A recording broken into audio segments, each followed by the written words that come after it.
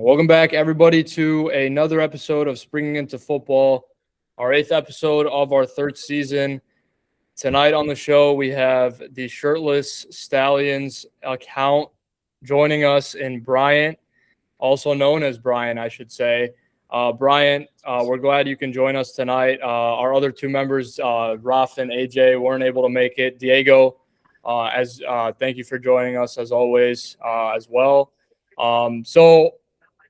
A wild week. Obviously, we're a little off schedule with, some of the scheduling that we had for week 2. The last game took place on Tuesday. Diego reminded me in the last episode that was an attempt to kind of evade March Madness as much as possible, and didn't really wind up being successful in lack of better words in terms of viewership and attendance. But we'll get into a little bit of that later. But for now, we can get into just some general week 2 thoughts. Obviously, a little weird weekend in terms of scheduling. I know Mike Rapoli came on Twitter in some different ways this week and says that some things need to be fixed. And when Diego sent something about that, I'm like, can he make sure to fix like the scheduling for this weekend and future seasons? Because it's very difficult to find games that work. If I was in charge of the scheduling, I would have probably did something where you would have, I don't know, maybe play 2 games on Sunday or Saturday as opposed to holding that last one off till Tuesday. But again, I mean, there's reason why there's professionals behind that, and I'm not a professional, at least not yet. So there must have been some other reason that the UFL team was compelled to say, let's put that final game on Tuesday. Diego was suggesting it was March Madness to kind of avoid some of the leaps and bounds that we might have faced if we had competed with them. But at the same time, it wasn't all that pretty in terms of viewership and attendance, because we thought that it would at least been that much better if we had gotten a night with, the only notable football football or just in general. I mean, if you just take the UFL and other leagues that compete with the same amount of viewership per week. Obviously, NBA is a lot different with a lot higher numbers, and NHL and all those other leagues. So, we'll go ahead and get into just some general week 2 thoughts. I wanted to open up the floor for either of you guys, whether that's it could be viewership, attendance. It could be, we just got news today. We got lucky this week. Most of the time, we don't get news out until later in the week, and we usually record Monday or Tuesday. But this week, with the schedule being weird, I aforementioned, we got lucky and got news this morning, which was very random. So you can really talk about anything. It's really limitless. We've had a lot come out since really since that Tuesday game, and in between Sunday and Tuesday. Remember, we still had Monday. We still had it's been a little while since our last episode. So what do you guys have anything to kind of add here for this week 2 thoughts? I think to start off, I'd say it was definitely a very strange week, kind of like as you said, in terms of the scheduling. As we touched up on in the last episode, every game this week was basically a primetime slot. You had that Stallions game moved to 5 p.m. on Easter Sunday. Just very odd, but I mean, at the same time, I did enjoy the prime time. That Tuesday game was very weird. It's not really often in these spring leagues you have a day gap between the games. But in terms of the games itself, I mean, I thought we got some pretty solid ones. I don't know what the Aviators are going to do. They did not look that great against the reigning champs. And then, I mean, Arlington, man, they're still looking really good. And I mean, all in all, I mean, I thought it was a solid week. I think, attendance in some places like Orlando and Houston still need to get better. But at the same time, it is nice that Rapoli has at least communicated with us a bit in that regard. But that's how I would say. Yeah, because going off Yeah. like attendance for like Dallas too, that wasn't pretty good. And was it at like 5,000 or something? Yeah. Yeah, and listen, it's tough to obviously we've talked about this before, but attendance in the early stretch of the season is a little bit difficult. Really across the board. I know St. Louis naturally has more fans. I know Birmingham, starting to at a disadvantage, right? We talk about something that not every team likes to deal with, right? But Birmingham won't see a home game for another week. So, I mean, every team is dealing with something, whether that's other competing events, right? Other competing events was a league-wide thing that was dealt with this weekend, at least. And obviously we have holidays, we have other competing events that just sometimes just knock the air out of us, and we're not, like some of these teams, they want to put out a much larger crowd, but sometimes it's a little more difficult when you have – it was great to see that St. Louis and the week one game had a pretty good crowd, despite having a couple other, sporting events in the area with the Cardinals and the Blues. So, again, those are just, some external factors that, we always consider. But, again, it's one of those things where if we can, get a different group of people, because obviously we're not attracting the baseball fans in most circumstances, the hockey fans and all those other types of people, right? If we can kind of find that niche group, I think that's what really the UFL is looking for. So, but yeah, so we're going to go ahead and move on to this quarterback grade. And then I saw, Diego, you added the standout defensive player. A lot of great defenses being played in this league, at least thus far. I would say, obviously, the quarterback play has also been a little bit not lacking, but it's not lived up to the expectation that we may have thought it to have been. And so, yeah, we can start off with the quarterback grade. Again, not to discount the quarterback play by any means, but it just hasn't. I understand it's the early going of the season, and we have to wait a couple more weeks potentially to see it really flow. But so far, I think the defenses have really gotten these quarterbacks' as numbers, and there's nothing wrong with that. I mean, as a fan, if you're a new UFL fan, obviously you want the best quarterback play available, but it's good to see that we have a lot of good players on the opposite side of the ball as well. So, but yeah, did either one of you guys want to start off here? Just, pick a quarterback. I was telling Bryant, I mean, out of any of the 8 that had started this past weekend and Tuesday, and then just assign a letter grade, and then once we do that, we can get into the defensive player.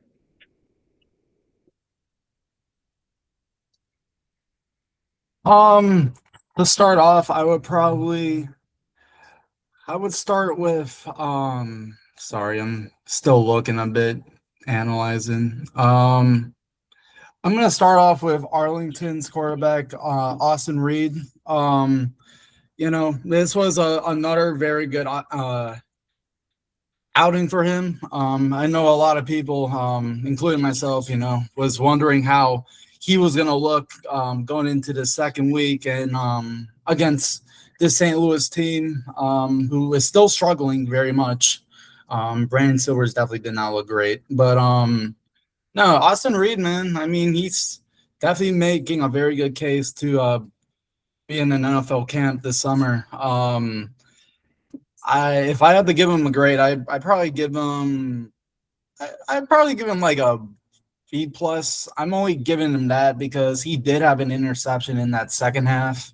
But I mean, him and Tyler Vaughn's, man, that might be the best quarterback receiver duo in the league. But that's what I'd say. See, I'm gonna go with Matt Corral for mine, because he has certain good plays, and he can throw a lot of touchdowns, but then those 2 picks just actually killed him last week. And if I had get him a grade, probably a B or C minus, just because those 2 picks kind of killed the game. Yeah, no, man. You don't know how upset I was just in that last quarter of the game. I mean, we saw how Brody felt. Yeah, I was at the watch party with him. And those broke tables, man. Yeah, man. But I mean, hopefully he does get better from here.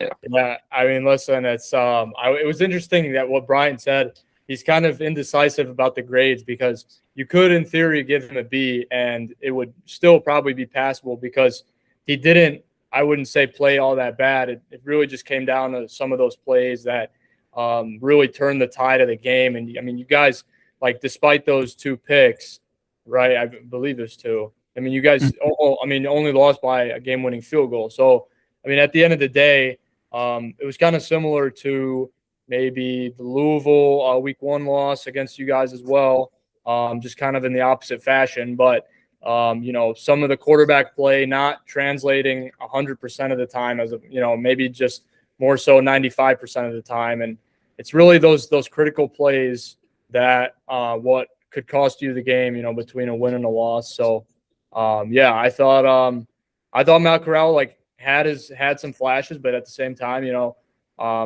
had those weak points. And so, if you're him looking forward, you guys will have. I'm blanking on who you guys are playing this week. I apologize. It's the Bellhawks. That's right. Yeah, that should be a good test, right? So now you get to see here, what that should look like. Gamblers, they had a week 1, a rough week 1 against Austin Reed and the Renegades, right? So they bounced back in some fashion, right? But now, you guys turn your attention to St. Louis, who could potentially, be right there. But again, they also played Austin Reed. It's kind of crazy how the sequences align. But that's, again, Austin Reed and the Renegades have really just been an outlier. I mean, I probably have said this at some point, but when you stack him, their offense, and across the rest of the leagues, really just none of the stats really compare. Obviously, I think another team dominates in rushing, but their passing attack is just no match for a lot of the teams. And I'm not a Renegades fan, by the way. I'm not saying this with any bias. I fully mean that. They've really done a fantastic job so far in these first 2 weeks. So for my pick, I'm gonna choose Chandler Rogers. Obviously, Jason Bean got the start. I will be interested to see if we'll get anything on that. The game is tomorrow. We just did get Louisville inactives as well. There's no reason for either of them to be inactive. Obviously, they're quarterback 1 and 2. But I will see. I don't know. I think you could give Bean the start again. It's against the same team in the Storm. But as for Chandler Rogers, I'll probably give him maybe a C, just a solid C. I don't think he's more deserving than a C because, I mean, listen, he had 152 yards. He went 13 of 20. It seemed like at one point he was going to provide a spark, but I think Louisville just, like, Chandler Rogers, his incompletions, like, despite being 13 of 20, and, you would tell me, oh, Ferris, like, that's a pretty good stat line, like, despite coming in halfway through the game. But at the end of the day, some of his incompletions were not very we're not close, or we're not that good, and like we're not I mean, it's just like, it's a little bit hard to grade him, but I picked it because it kind of did make a difference in the game, and obviously Louisville ended up losing. If they had potentially quarterback play in the B grade range, then I would see them either losing that one by only a couple points as opposed to 10, or potentially coming out with the win, in which they were unable to do so. So all in all, I mean, Chandler Rogers, will be interested to see if he starts this week, but if not, I will not be surprised if Jason Bean gets the nod for week 3. So, but yeah, I don't know, man. Yeah, Louisville has to try to do something. 0-2 in the new market is, that's not really going to get you very far in terms of trying to, get that fan interest going. I mean, it is nice that they do have, they do have like a solid, like, I guess, like, dedicated fan base going under like the Louisville Kings court. Mm-hmm.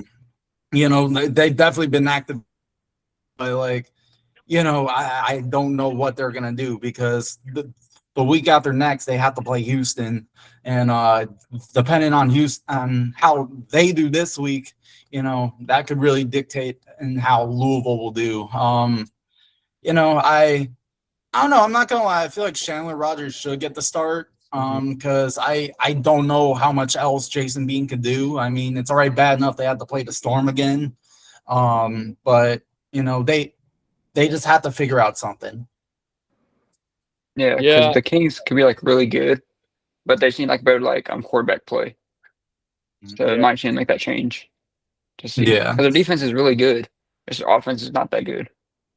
yeah. It's kind of similar to like the Renegades in past years. Luis Perez, I mean, we can talk about him. He's had a great run in spring football, but sometimes he would come up a little bit short on the quarterback play.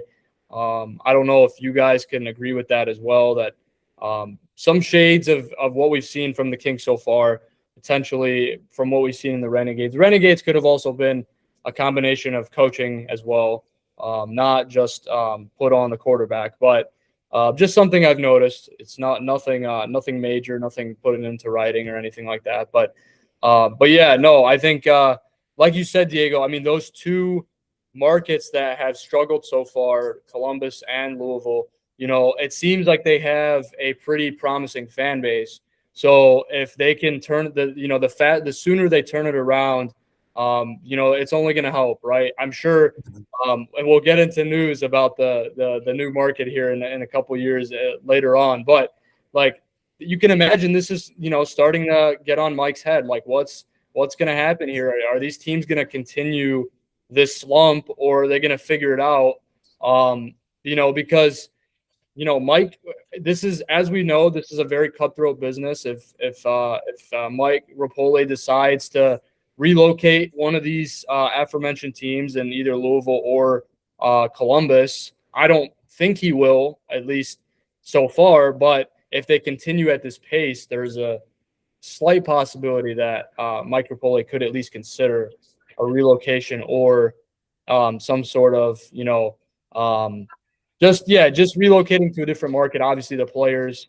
I saw something in the Pro Football newsroom today. It was like, oh, now that we have OKC, is like we have to go through another draft and we have to go through another college. Like it's a whole other thing.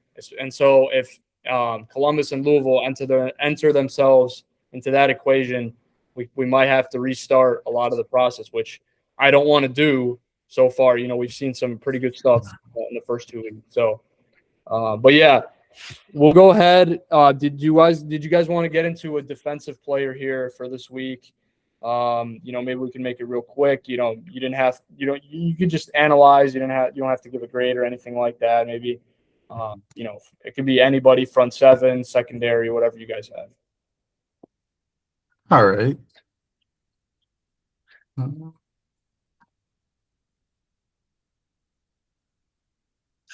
Trying to think of guys off the top of my head. If you have anything, Ferris, let me know. Yeah, I saw Jaron do we saw Jaron Horton do the UFL player breakdown. I got to watch it a little bit in detail. Chris Garrett from the Orlando Storm has done a pretty good job so far. A member of that front seven in Orlando.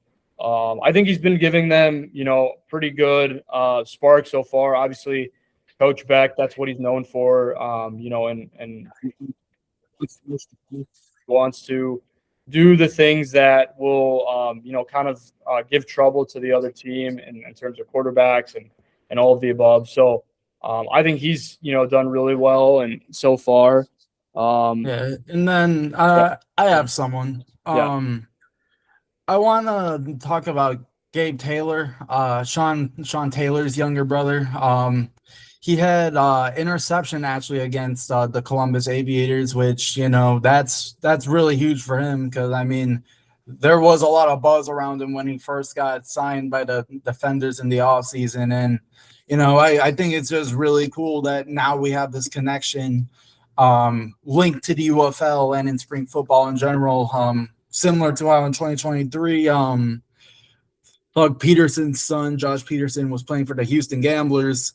And now we have Drake Stoops playing for the Dallas Renegades, where Bob Stoops used to coach. But no, I think Gabe Taylor definitely deserves worth mentioning. And, I'm very interested to see what else he's going to be able to do this season. Yeah, Brian, did you have anybody? No, I don't have anybody. Okay. Yeah, no, listen, I think, like I said, I think quarterback play is one thing, but for the defense to be stepping up the way they have so far has been really promising. I think defense gets underlooked a lot for leagues like this when, really all the storylines are directed at the quarterbacks, at the wide receivers, at the running backs. And so when we see good defensive play, we want to honor it. We want to, we want to cover it as much as possible because it should be important. Any good team in the past, whether it's spring football, the NFL has seen really good defenses, and they've obviously gone on to win multiple championships, Super Bowls, conference championships, etc.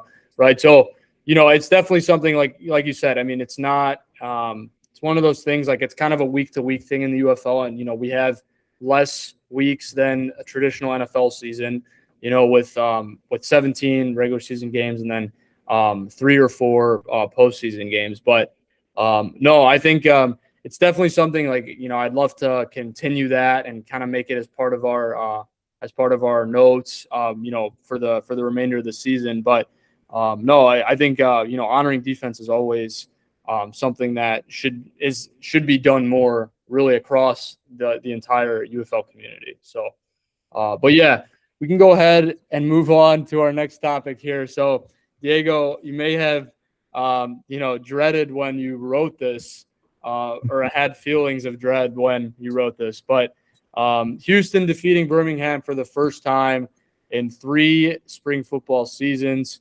Obviously, like I did mention this a little bit, you guys will also get into some of that, but it was a well-fought game from both sides. And, it just seemed like Houston was able to capitalize off those turnovers.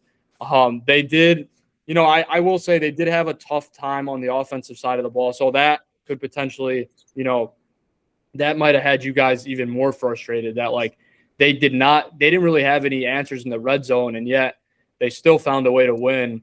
Which is not easy to do because, as we know, if you're not very efficient in the red zone, it kind of makes it more difficult to stay in a game, let alone win a game. So again, a well-fought game from both sides, but Houston with the game-winning field goal in the waning seconds, and all in all, pretty good game. But again, a tough Easter evening there for a lot of the Birmingham community, but also not as many fans. And, there was a lot of other external factors, but obviously being concerned about the game. Did you guys have any thoughts about your guys' team here taking the field on Sunday? I'm going to start off with this. I mean, it's a lot of emotions, as I've said, but one thing I will mention is that there were a lot of penalties that did kill us, especially in that fourth quarter. And I mean, we cannot have that, especially in the second week when we're still trying to find our footing. And our secondary just gave up way too many major plays. I mean, yeah, we did already do that against Louisville the first week, but at the same time, there's just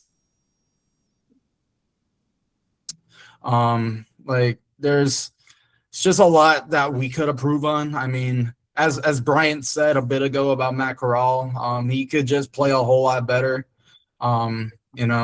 Yeah, he's literally been on this team for about 3 years now, since 2024.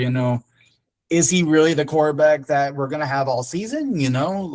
I know in one of our early episodes, I did a hot take about Elsker possibly getting the nod eventually. But I mean, you know, as you did say, Ferris, I do think that Ferris did play well. Nolan Henderson actually out of nowhere won Offensive Player of the Week, which was very surprising over Tyler Vaughn's.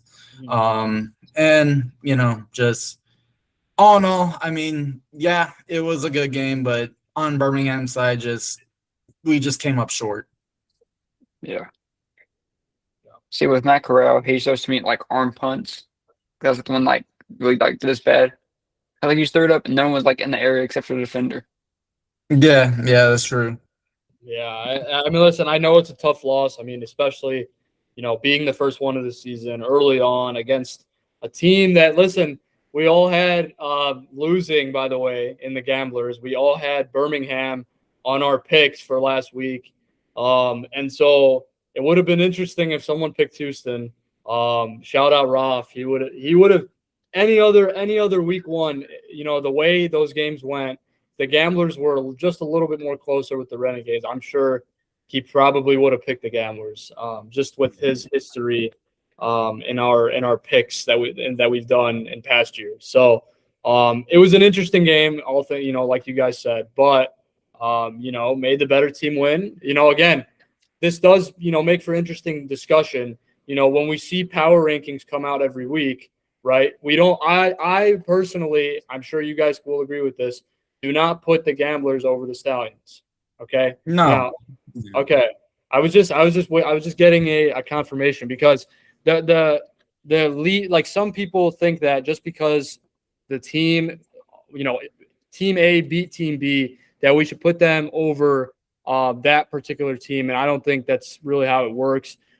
We saw the Battlehawks being placed over the Defenders after week 1 because they beat them. But now we're seeing after week 2, right? Are we still going to count that?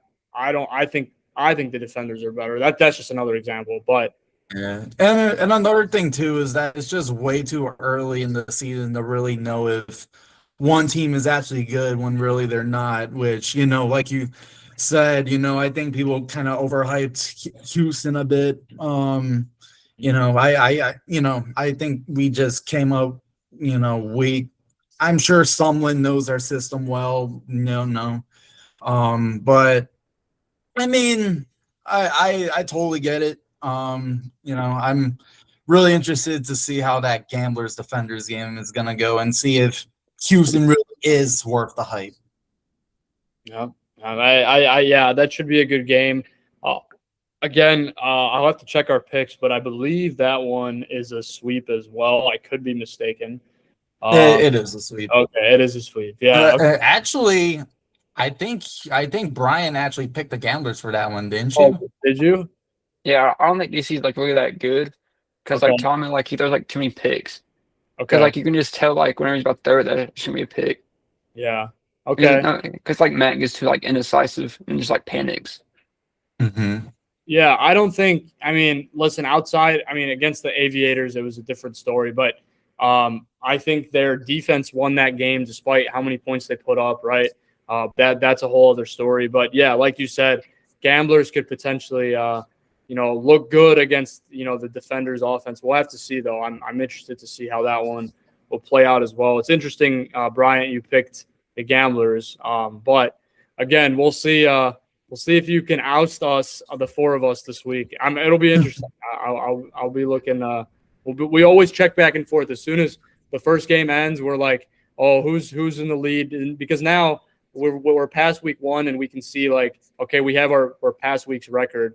But in your case, we'll have to see like we'll just take this week's and hopefully if you enjoyed this like camaraderie this week, you can follow along, like send us your picks, and then we can potentially just throw them in our group chat just for reference and see if you can come out on top. So, all right, so we'll get into our next topic here. So, yeah, so Louisville and Columbus, we kind of got into this one. I didn't see that one. Yeah, it's all right. Okay, yeah, so Louisville and Columbus have to find a way. There's too many unanswered questions. Diego was saying, gotta get an answer to the Louisville quarterback situation as soon as possible because they play tomorrow night. I'm sure we should probably get something tomorrow during the day. Yeah, but again, Harris, man.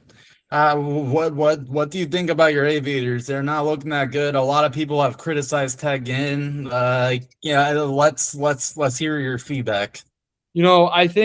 I think so far it's been a rough stretch, but I will say, I think so. I did say this because we have a couple fellow Kings fans in our group chat, and I said that they're a little bit better than us because they have other factors on the team beyond the quarterback play that are holding their end. And I don't think some of our pieces beyond the quarterback play is an issue. I totally recognize that. But we have other holes as well. I think Louisville has done a better job in terms of defense and secondary play and run game, right? I think they've done a better job in a lot of those other factors, but we're just kind of suffering as a whole unit as opposed to just the quarterback play. I think Louisville, I think Brian was saying that, they really just need a little bit better quarterback play to potentially have taken one of these week 1 or week 2 games. So as an Aviators fan, I am, upset, but there's a lot to address. It's not going to happen soon. The Kings are right there. I mean, we just got blown out by the Defenders, a really good team. The Kings have had 2 good matchups.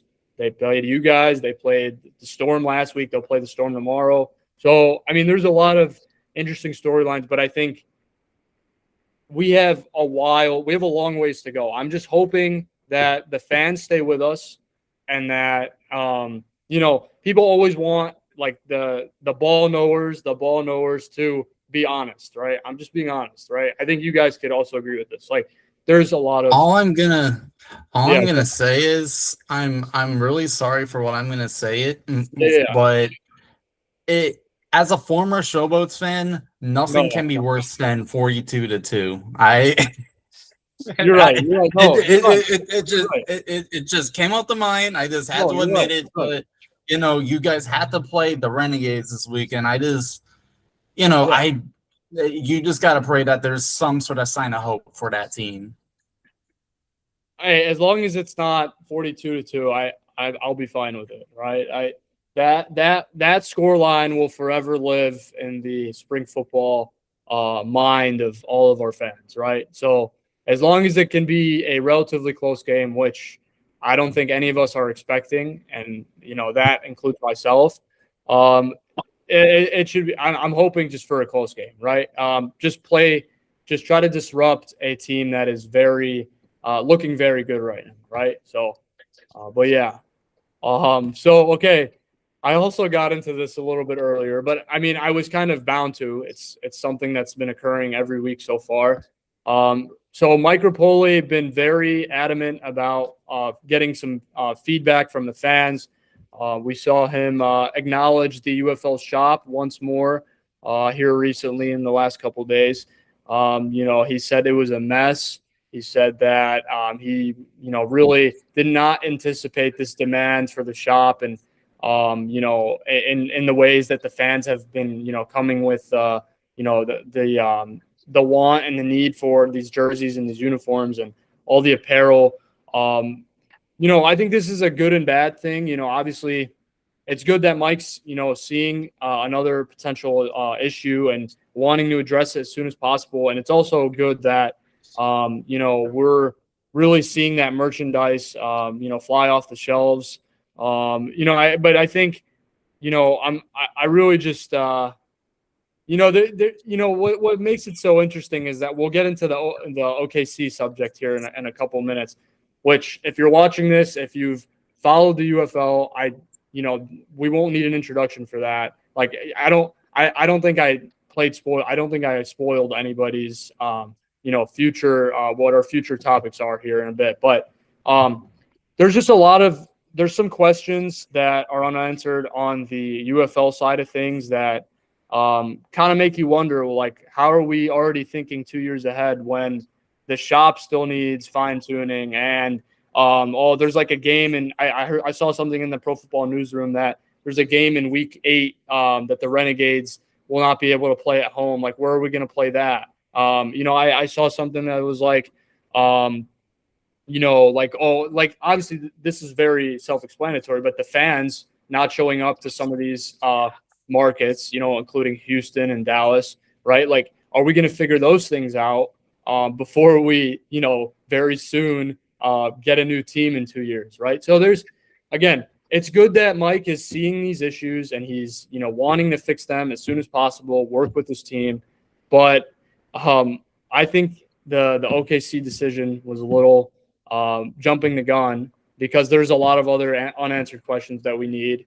Again, it's good. It's good to see Mike already wanting to get to that 32 team goal of his, but in my mind, it's a little too early. Sorry, that was kind of like a combination of the two, but I think it's pretty fit. What do you think? What do you think? Did you guys? To start off with where we started, this level of transparency that we've seen from Rapoli, it's not really something we've really seen in any other league. I mean, there were some times that Daryl Johnson did speak out about the USFL here and there, but it wasn't really like a week by week basis that Rapoli's been doing. I mean, of course, as I've said on the podcast, I'm sure Brian can relate, it wasn't pretty when he first took ownership, was threatening to relocate us. It was a lot, but the last couple of months he has shown promise. I do really like that he's already looking to expand and that he's already announced it so early. Now that allows Oklahoma to watch, and I'm sure the championship will now get higher ratings just for the hype of the league alone. But no, I mean, I think this is good. I've been asking for more things in the shop for a while now. That whole AI interface isn't the best thing to see when you open it. Yeah, that's what I think. See what the shops like me, because I want to get like a jersey. That's my thing. Like I want to get. But if you didn't know this, but Louisville, they got their actual uniforms 2 days before they played the game. They played on that Friday, and they got on the Wednesday. Yeah, no, tell me about it, man. I definitely want a jersey. I'm probably just gonna have to pull off Royal Retros or VH Gators on it. I mean, State of the Stallions just made a post about getting a higher jersey, which it looks good. I actually got fooled thinking that was a real new era jersey. So I don't know, man. Yeah, or you can do it old fashioned style like Logan and go on eBay, which I think you've also been on if I remember correctly, and in some maybe not for jerseys but for other stuff. Yeah. Okay, yeah. So again. But I did want to add to that. You said how, we are getting a new team, like we've all mentioned, right? But does this make it more interesting, Dallas or Houston being the closest markets to Oklahoma City, which is where we're getting the new team in 2028, if you didn't catch that yet, for any of our viewers. Does that make, Dallas or Houston a potential championship site for this year or next, being that they're the two closest markets?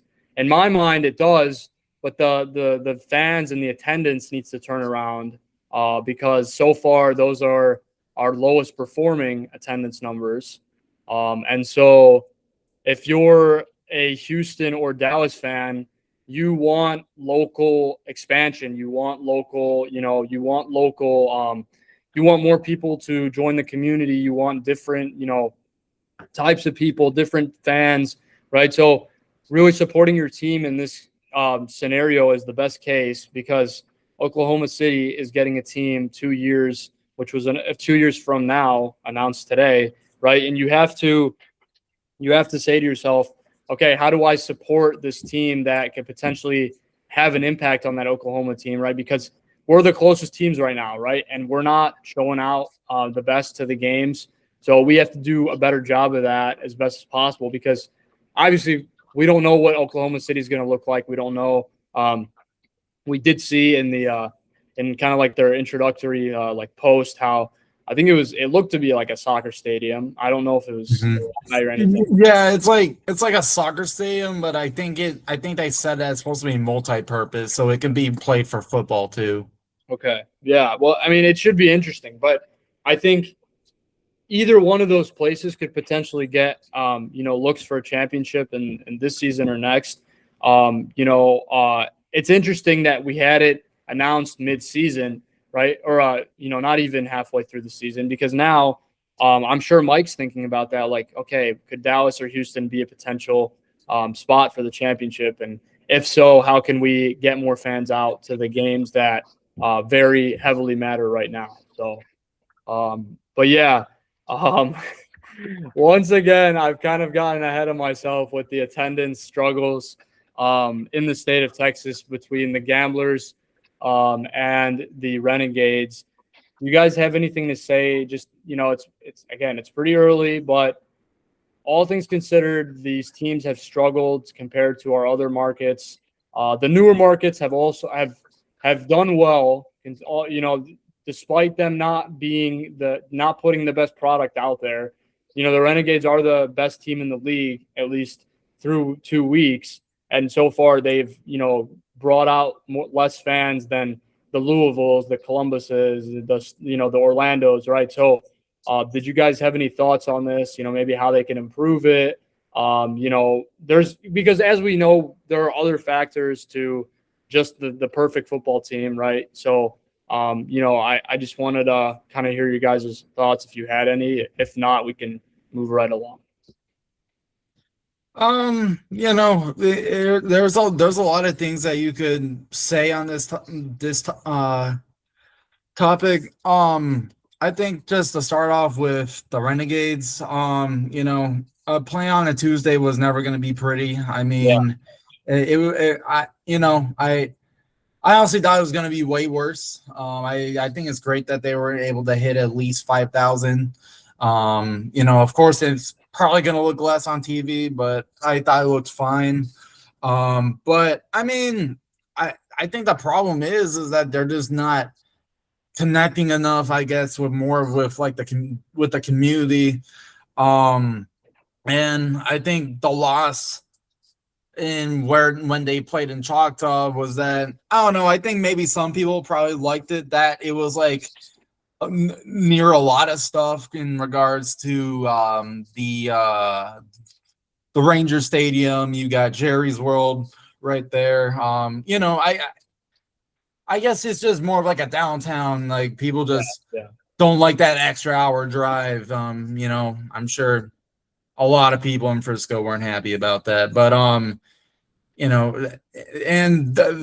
they already have another home game this Sunday, which I don't know how that's gonna go. But with Houston, I mean, I think the league has just completely rejected Houston. I did notice in that weekend up to Sunday's game that they were starting to do a little bit of marketing, but I don't think it's enough.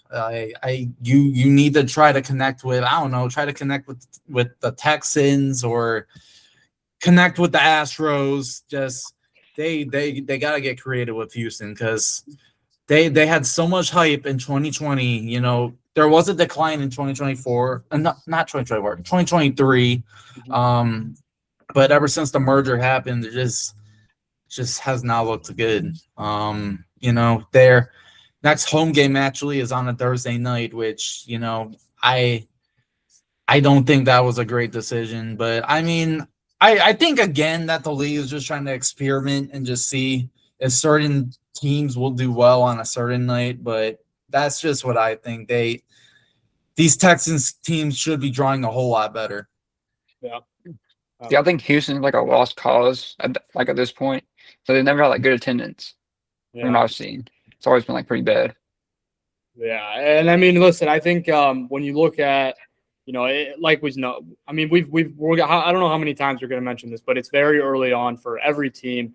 The league is trying to figure it out. The players are trying to figure it out. The stadiums are trying to figure it out. So it's going to come down, what, I would say how do you just end this season off on a high note if you're both the Gamblers as a team and that entire stadium, like, and how many more home games they had? There were also a lot of mixed opinions on the Ludacris halftime show. There was a time at the very end where he was caught running away from the security. I'm not sure if you guys caught that, but I was. No, I saw it. You saw it. Okay. I didn't get much further context beyond that, but I thought it was an okay halftime show. It seems like it was kind of forced, which some of the other ones did seem to be that way as well. But it seems like obviously Houston knew who it was. They knew who Ludacris is, and so that's always important, right? Fan awareness and who the artist is, who the performing artist is. So that was good. I thought the fans somewhat rallied and were singing along with some songs, and I noticed too when they did that halftime show that they did a lot of like camera shots of the fans as well to just try to make it seem lively, even though during the game it did not look like a lot of people were there. And I did see some people on social media saying too that near where the Gamblers home bench was, that those lower sections were actually kind of decently packed, which I definitely didn't notice because Shell Energy is a very nice stadium, but I think just the color scheme of the seats kind of can lure you off in that regard. But no, I really like Ludacris. He's probably my favorite one so far, but Gucci Mane's probably gonna steal that spot. Yeah, and guess what? Right on cue. Again, I don't want to talk too deeply into this. However, there has been some news coming out about Gucci Mane, and I've sent it probably over 100 times in our Jake Bates fan club group chat. But every time I've sent it, Diego has avoided it at all costs. But he should, because if Gucci Mane is not able to perform on come week 4, which again, myself personally, I still believe that he will. That I don't know what as Stallions fans, you're really hoping he's able to perform, because I don't know what they might have in terms of a backup. And so the news essentially is coming out in terms of a case stemming back to January. In terms of, I think they're just now catching the suspects that were charged with kidnapping Gucci Mane. There's one of our fellow coverage pages on Twitter put out that this and this happened in January and that Gucci Mane is still performing. And when I sent that to Pro Football Newsroom, it had very little correlation or relevance. They were all laughing at it because it was no duh, obviously it's still gonna happen. I think advantage with all of that happening behind the scenes is that I think just the news of almost with that kidnapping and stuff, I think that's only gonna help get word about him performing next week against the Storm, which that's already done a lot of huge numbers for us in regards to how our crowd's gonna look. I mean, that whole end zone's open. There's a lot of blue now because they opened up pretty much every seat in that section. I mean, heck, the club seating is open. I'm very excited to see how just the overall atmosphere is going to be, and hopefully that can just pay off for the rest of the season, or at least we could have some sort of consistency. Yeah, Brian, you're going? Are you going? Yeah, I've season tickets. Oh, you have season tickets. Okay, so there you have it. So Brian, the Shirtless Stallions, make sure to follow him on Instagram. And Brian, if you have other social media as well. We have one on Twitter. Okay. So Instagram, and he runs Davion Davis Enthusiast, which is more of a retired account now. But I mean, if you want, man, I can still collaborate with you when we make the graphic. Until we get signed with the team, I'm just not gonna post on it. Oh, okay. Yeah, okay. Yeah, that's fair. That's fair. Yeah. So, okay. So when we have it is that, Bryant, season ticket holder of the Stallions, make sure when you go out to a Stallions game to be a part of the shirtless Stallions section. Bryant, it's only a week away, but do you have any word about how the weather might look? I mean, I'm sure Birmingham is relatively warm anyways right now, but is it It should be pretty warm. The okay? weather says it's supposed to be like 86 degrees. Okay. There you Okay. go. It should be a good temp. Yeah. Yeah, that's great. Yeah. So, what would you say is like the biggest like shirtless section you've seen like in recent seasons like that you've been a part of? Probably the playoff game last season. That was Okay. probably our biggest one. Okay. Yeah, either that or the one in 2024 when we made that championship run. I remember that one being pretty big as well. That's before I got involved in all this. I was Okay. too scared to join. Yeah, Yeah. man. Yeah. No, well, I think you joined at a great time. I'm just it sounds like Birmingham is bracing for a pretty good crowd in their home debut. So okay, we're gonna go ahead get into our week 3 predictions here before we wrap it all up. I wanted to share my screen. The night we'll post everything just because of when we decided to record this week and when we were able to record. I will show the screen in terms of our picks. So there you have it. Obviously, okay, there you go. So obviously, we'll still get into it. We'll still get into each pick in detail, at least from the 3 of us. But Diego, you had the Storm, the Defenders, the Renegades, and the Stallions. And then Ralph and I actually had the Battlehawks beating you guys. And then I remember I told you that I kind of regretted my pick after that because I made it during the Renegades game. And it was like as that game went on, I'm like, man, did I really pick the right team for this? And so it was too late at that point. But myself, I have the Battlehawks, the Renegades, the Defenders, and the Kings. A little bit different, right? They've played back-to-back weeks, but I do think they'll be able to split the series. And then Bryant, you have the Storm, the Gamblers, which is the lone Gamblers pick out of the 5 of us this week.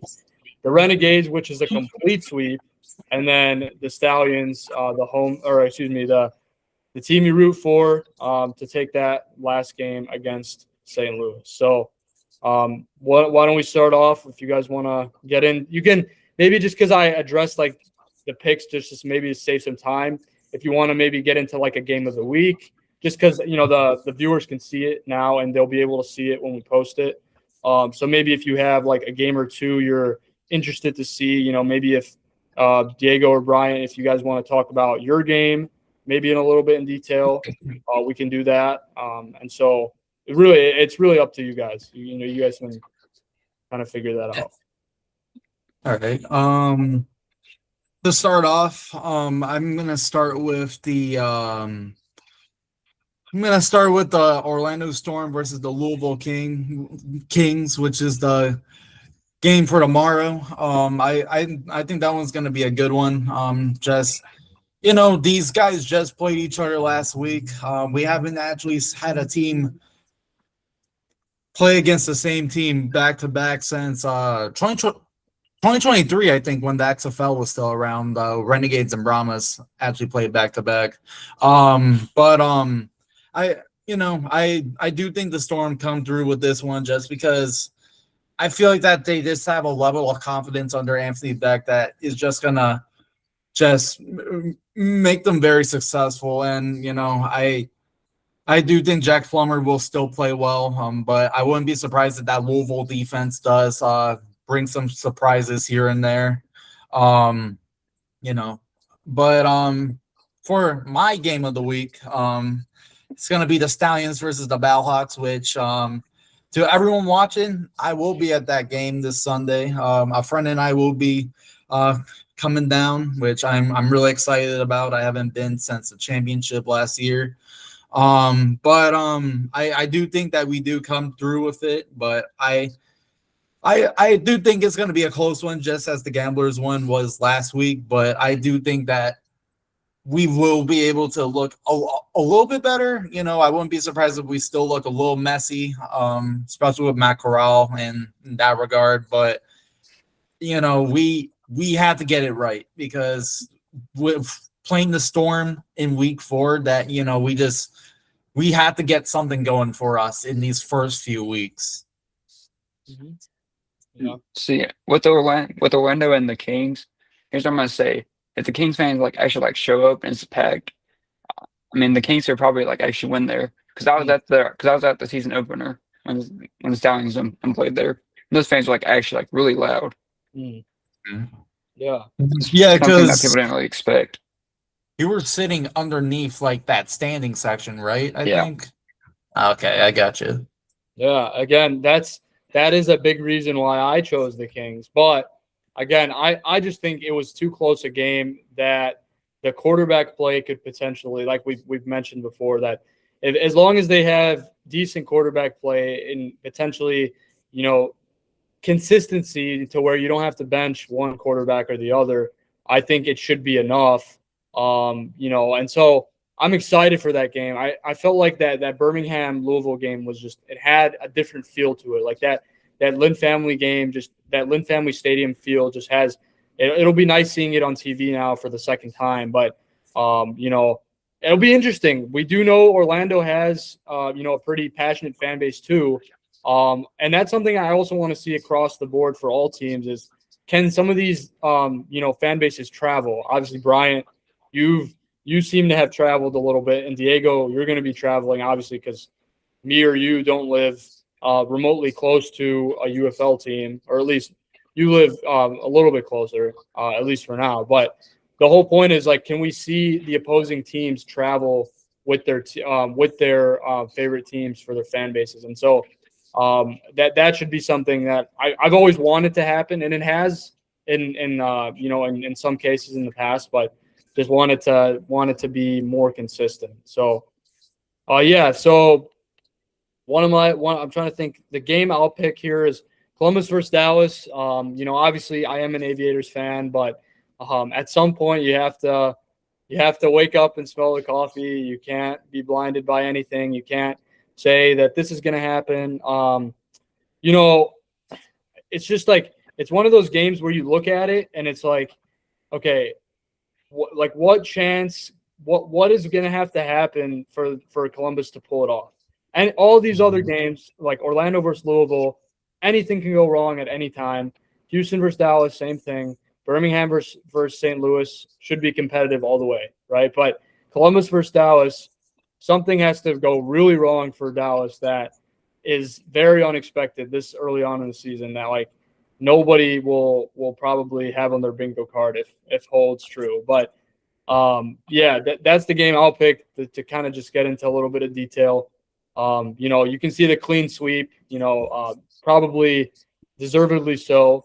I think everybody just kind of it was kind of a no-brainer. The way Monday went, the way Tuesday went, I thought everybody just kind of thought it's going to end up like that, and I don't blame anyone. And I would have picked them.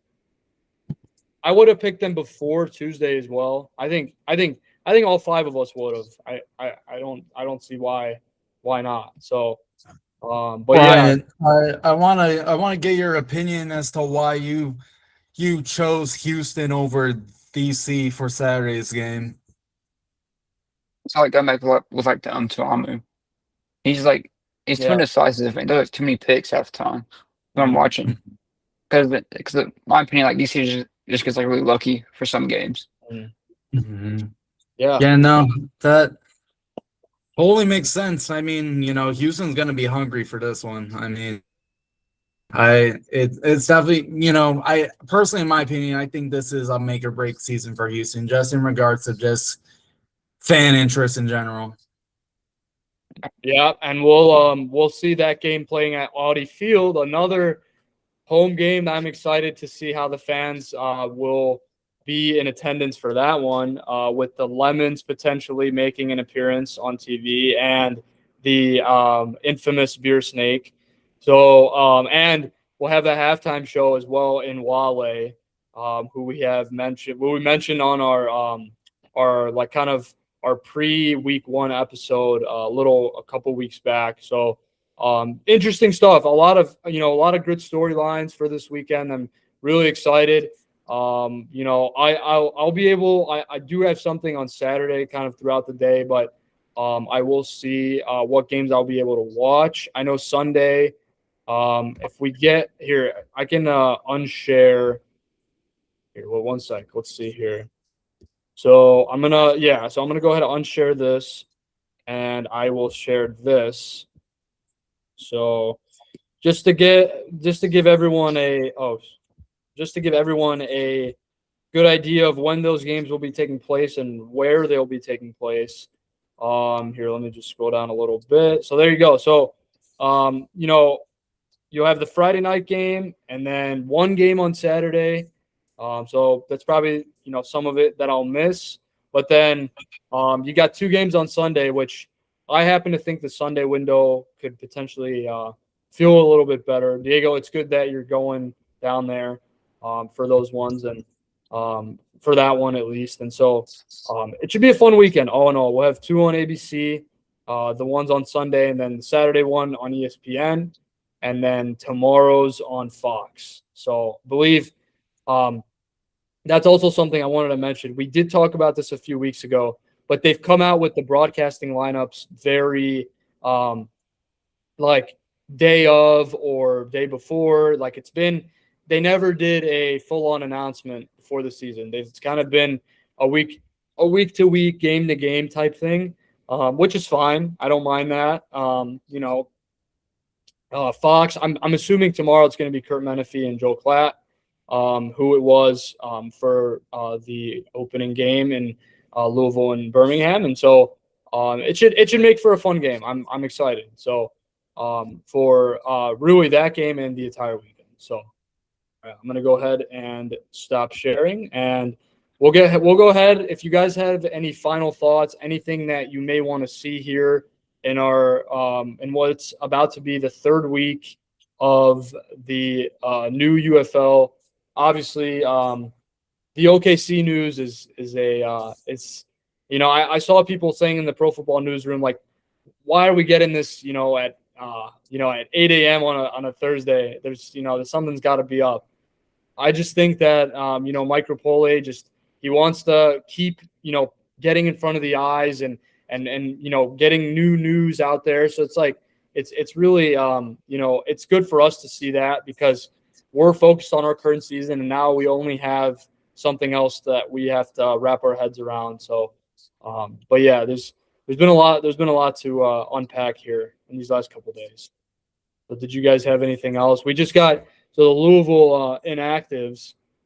If I pull those up real quick, so Tariq Black, Earl Bostic Jr., Antonio Greer Jr., Quindell Johnson, Javante Payton, LaRon Stokes, and Willie Taylor. So Payton and Black, the two receivers, which has somewhat been an issue for Louisville already. Now they have to be down two of them. Both of those receivers have played.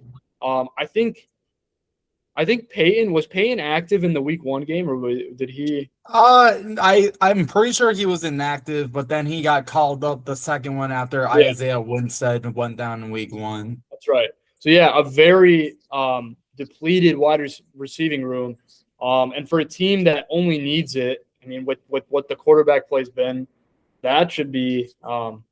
Listen. If Louisville comes out with that win, mine and Rob's picks will only look like that much better. So, but yeah, did you guys have any final thoughts though here before we wrap it up? Just really could be about anything. I'm gonna say about like the weather, in Kentucky, because if I didn't know, but it was so cold in that first game. Mhm. And like I'm surprised there's that many fans there. So I want to see like this is like really warm there. So I want to see like how like that weather affects attendance, brings in more people. Yeah, it Yeah. wasn't. It wasn't. I think. I what was it like in the 50s? Would you I say feel like it was. I felt like it was in the 30s, but I think it was like in the 40s. in the 40s? And I heard that same night that it was really windy as well, which Oh yeah, just the doesn't one was terrible. yeah, yeah, it just doesn't help. You're right by that river and it's an 8 p.m. start. Yeah, yeah. It's. I will say that wind is one of those things that really bugs fans. I'll be interested to see. Like Ryan, I'm glad you mentioned that it should bring a better attendance. It should bring better fan engagement. And so yeah, it should be a fun game tomorrow. I'm really excited. I have the place to myself this weekend. My roommate not here, so I was able to record this episode in my dorm room, which is actually a little bit different since I usually go out in the hallway and not able to be as loud. But today I was able to kind of speak my mind freely and provide as much analysis. But yeah, no, again, it should be another fun weekend. And if you guys don't have anything else, we'll go ahead and wrap it up here. And yeah, enjoy another week of football, guys. Have a good one. Thank you guys for joining. Thank you, Brian. Thank you, Diego. Have a good one. See you. See ya.